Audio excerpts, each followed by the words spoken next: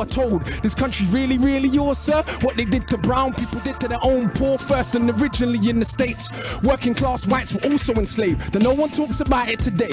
Ever since the master came with the system of privilege, made the working whites the overseers, mulattoed the house, cause put the darkest blacks in the field. That mind is with us still. $billion industry, skin cream and bleaching pills. And let's be honest, most people of my complexion to this very day still think they're better than the darker section. You say it's changed, then only educate me about Wilberforce, not about the Africans in Haiti who beat the armies of the British, Spanish and Napoleon. From the moment they stolen them, there was no controlling them. When I was in school, she said, no, you never fought for freedom. No, we freed you, and you were on your knees pleading. And what's more, did you know that we kind of saved you from the barbarism of Africa? You should be grateful when enough of our own people can't be bothered to read that they actually believed that we were swinging from trees. They don't know the Kingdom of Congo had embassies in Italy 500 years ago. Literally ain't heard of St. Maurice nor Septimus Severus. They ain't studying the past cause they think it's irrelevant, and attempts at pretending ancient Egyptians weren't African. Nothing more than pseudo-intellectual lies. They obviously ain't read what Aristotle and Herodotus said about people that they saw for their own eyes. And Egypt's been invaded since the fall of the pharaohs. Not once, not twice, but many, many times. So nobody wants to explain why so many statues are missing noses, even when them statues made of granite. It ain't one people alone mistaught about themselves. We live on Celtic land, but don't learn about the Celts. The same Irish people you characterize as stupid during the dark ages, some of the most educated living in Europe. And did you learn the numbers you count with every day was invented by Indian people? I bet you didn't. Or how many million Indians fought for Britain in both world wars? Still you got the cheek to call them immigrants. We don't learn about the Moors, of course. For some that knowledge dangerous. Is it a problem the impact they had on the Renaissance? When people take power over another group, we minimize their achievements so we can make it feel true. So if you think Columbus was first to sail ocean blue, you probably believe Elvis invented rock and roll too. And oh, for the record, no doubt I believe in peace, but not for 1 second, and they'll turn the other cheek. They slap you, slap them back, take teeth. The only way a bully ever learn is getting beat. Fight fire with fire, nah, fire with water. See, the life-giving force is stronger than the destroyer. That's why these MCs can't speak to me. No, all men are not made equally. My brain's made of iron fiber, conducting the livest wire. My average grade's higher than Oxford or Cambridge require. I don't want credit because I got a message. I want credit because I'm the best MC. Talking Points does not believe in white privilege. Well, that's the end then. That's the end of the episode of Truths. However, there is no question that African Americans have a much harder time succeeding in our society than whites do. Fucking hell, Bill. That's confusing. There is no such thing as white privilege. However, it is worse to be black. Bill, like, Jesus, I'm getting confused. What's his next point going to be? But they deserve it. Here are the facts. According to the Bureau of Labor Statistics, the unemployment rate for black Americans is 11.4%. It's just over 5% for whites, 4.5% for Asians. So, do we have Asian privilege in America? Don't be sarcastic, Bill. 88% of Asian Americans graduate from high school, compared to 86% for whites and just 69% for blacks. So there you go. That means 31% of African Americans have little chance to succeed in the free marketplace because they're uneducated. They're high school dropouts. They're dropouts. They're layabouts. That might be as a result of social conditions that have an economic component that relate to race. Read it, Bill! Why don't you listen? How do I get a job on Bill's show, doing the research, and if they go, Bill, you know, in Talking Point, you're planning to do that racist thing. Yes, I'm planning. It's not racist, but what? Well, anyway, we've done some research. Let me look at this. Jew. This is bullcrap. I'm not reading this on air. No! If African American children do not learn those things, they will likely fail as adults. They will be poor. They will be angry. And they often will be looking to blame someone else. If you want to do well, you won't go around acting and behaving in a way that's not, well, like me.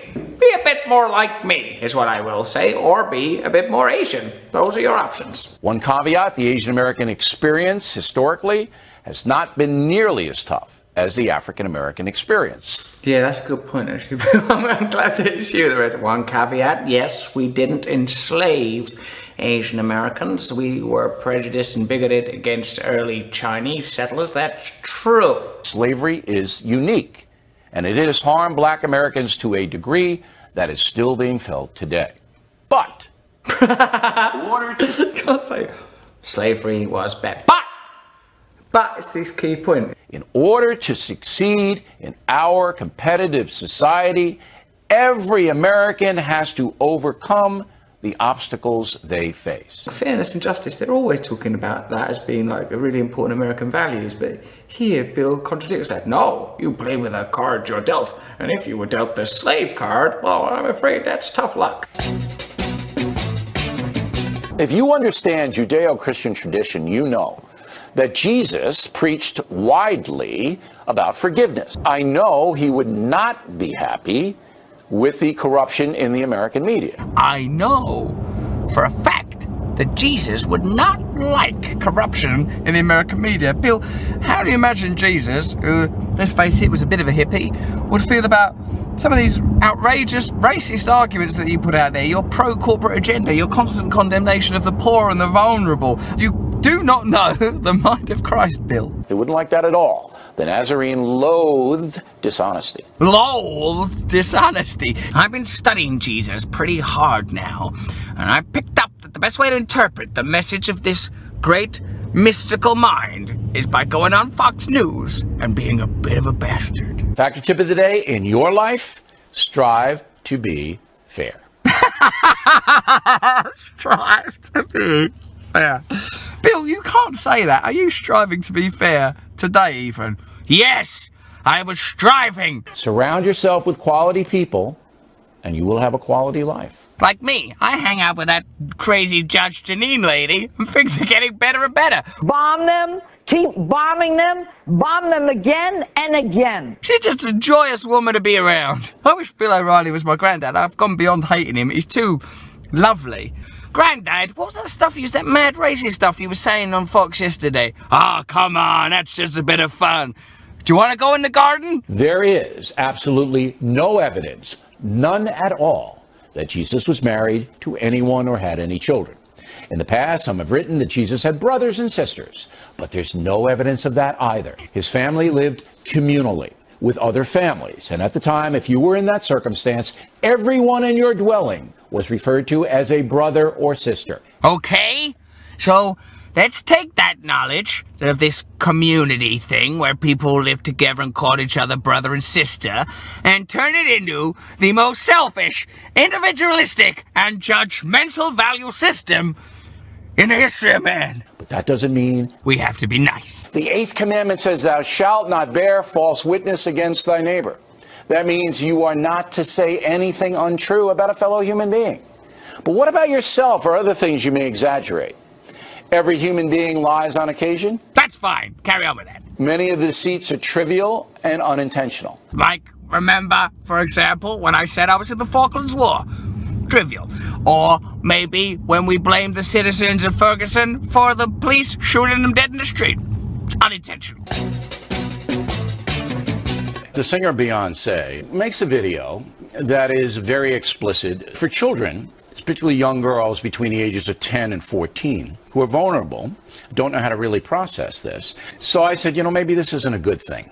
They came after me. You wrote almost the same thing. They came after you, they being the liberal media. Why do they see themselves as a defender of all things Beyonce? Who are these self-appointed arbiters who tell people what's right and wrong? I mean, where they get off, thinking that they have the divine right to tell people, for example, that there should be a great big fence between America and Mexico, or that Muslims are dangerous. I mean, where the hell do these people... Oh, no, that's me. But the vehemence and the personal attacks that come out of this toward me and toward you, that surprised me. I mean, all we tried to do was isolate and attack an empowered black woman. And it seemed like some people didn't like us doing that. I mean, what do you have invested in this Beyonce? What is... Beyonce? What is it? He thinks it's like some sort of potent mist that floats through life, influencing consciousness and creating teen pregnancy.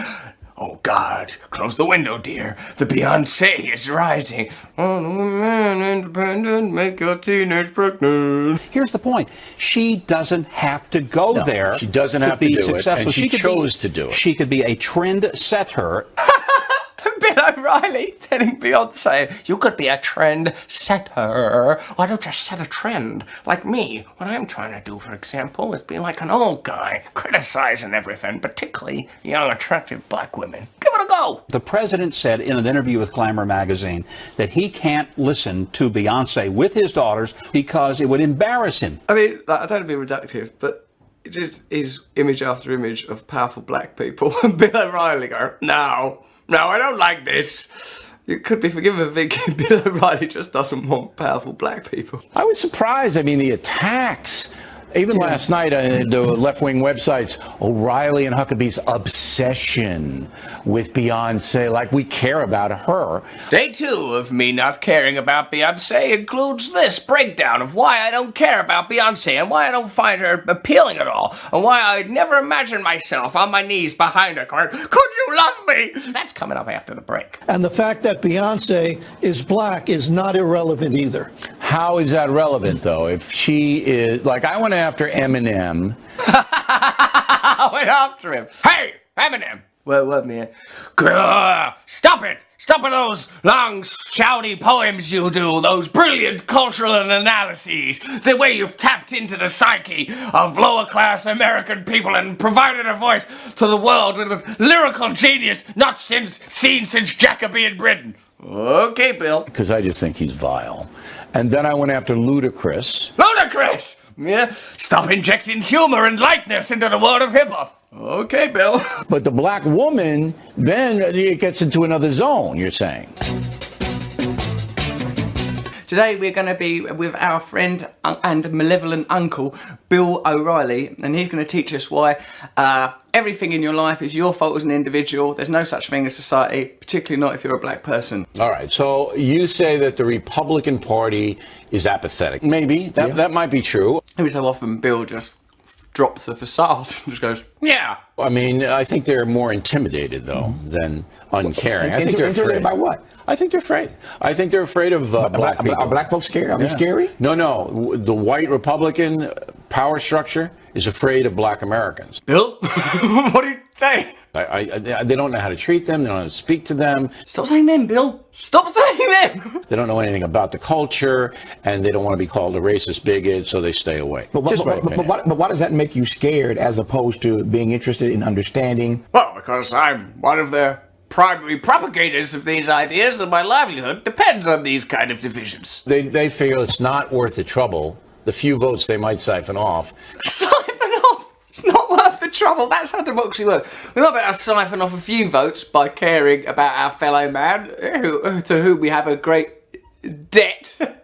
But it's not worth it. It's not worth it for a few votes, so just fuck it, just leave them. To get involved with it, that's how they feel. I know that for a fact. He knows that for a fact. I know that. I'm actually friends with people that are quite high up in the Republican Party, and that is it. I mean, that's again, Bill, actually, quite a lot of the time, Bill's telling you the absolute truth. It's not like Bill's a liar. It's just he believes in a perverted truth. White privilege still exists today because even if you have an Ivy League degree, even if you have job experience, these stories are abound every day. You can have all the same credentials I can have, the same credentials as Bill O'Reilly, and you still get the call back for the job, and I don't. But you have the good job.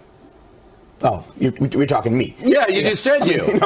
You have a good job. I am one individual. Oprah is one individual. Right. Bill Cosby's one individual. Barack Obama's one individual. You all have good jobs. But these All you individuals! Obama! Oprah! You've all got great jobs. So what is the fucking problem? You got your great jobs, now shut up! The numbers bear out the fact that if you happen to have less melanin in your skin, the chances are that you'll do better. And the odds are you'll do better, but it isn't because of white privilege. Yeah, I agree. But it's for this new reason that I'm about to invent. This is going to be good. What is it? Because you're smarter? No. Because you work harder? You just asked me. You want me to answer? Tell me why. It's a collapse of the black family. It's a collapse of the black family. Some reason, the black family, that thing, it collapsed.